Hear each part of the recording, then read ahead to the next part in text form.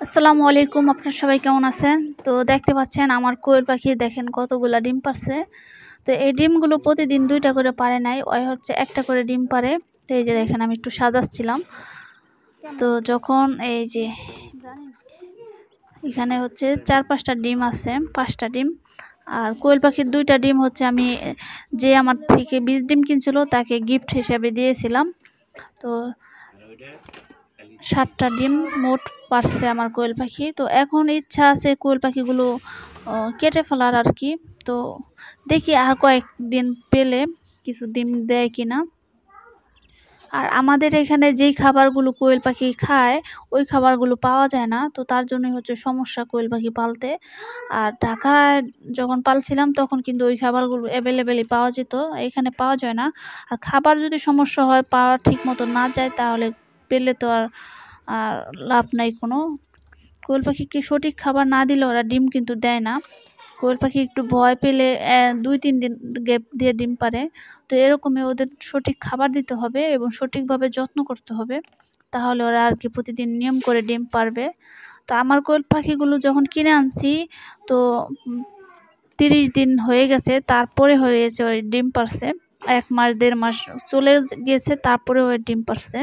আর এখন কিছুদিন ধরে দেখতেছি আমার কোয়েল পাখিটা, ছেলে কোয়েল পাখিটা ডাক দিতেছে। আর ছেলে কোয়েল পাখি ডাক দেওয়ার আগে কিন্তু মেয়ে কোয়েল পাখিটা ডিম পেড়ে দিছে। আর আজকে হচ্ছে আমি কোয়েল পাখি একটু গোসল করার জন্য কিছু বালু এবং ধুলাবালি নিয়ে আসছি। এখানে কিন্তু এঁটেল মাটি আছে আর হচ্ছে বালু আছে, তো ২ টা মিক্স করে তারপর দিলাম। এখন দোআঁশ মাটির মতন হয়ে গেছে।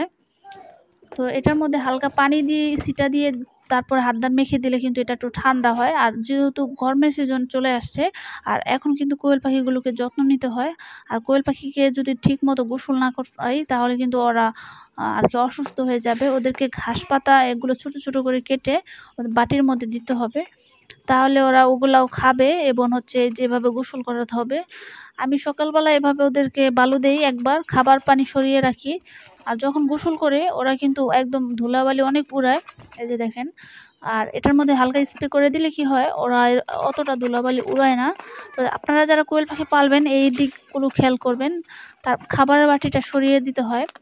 তাহলে খাবারগুলো আর নষ্ট হয় না। আর যদি খাবার নষ্ট হয়ে যায় ওই খাবারগুলো কিন্তু কোয়েল পাখি আবার খেয়ে ওদের শরীর খারাপ হতে পারে। আর ওরা যখন গোসল করে ওদের মন প্রাণ সব জুড়িয়ে যায়। দেখেন ওরা কিভাবে গোসল করতেছে, অনেক ভালো লাগতেছে কিন্তু ওদের। আর এই যে দেখেন এখানে পানিটা রাখছি, পানিটা সরিয়ে দিব।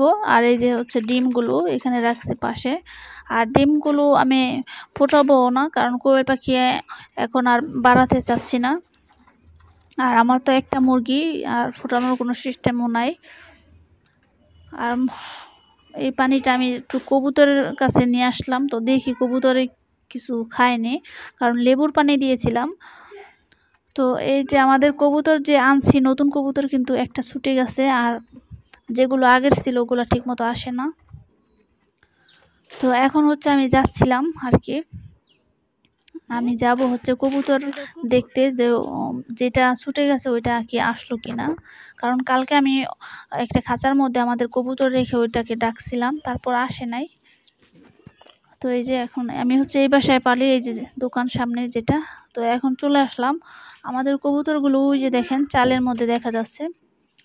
আর এইখানে কিন্তু এই যে কবুতর বেঁধে রাখছি, তো এটা দেখে যদি আসে এই আশায় আর কি বেঁধে রাখছি। তো তাও দেখলাম আসলো না কবুতরগুলো, একবার আসে আসার পর আবার চলে যায়।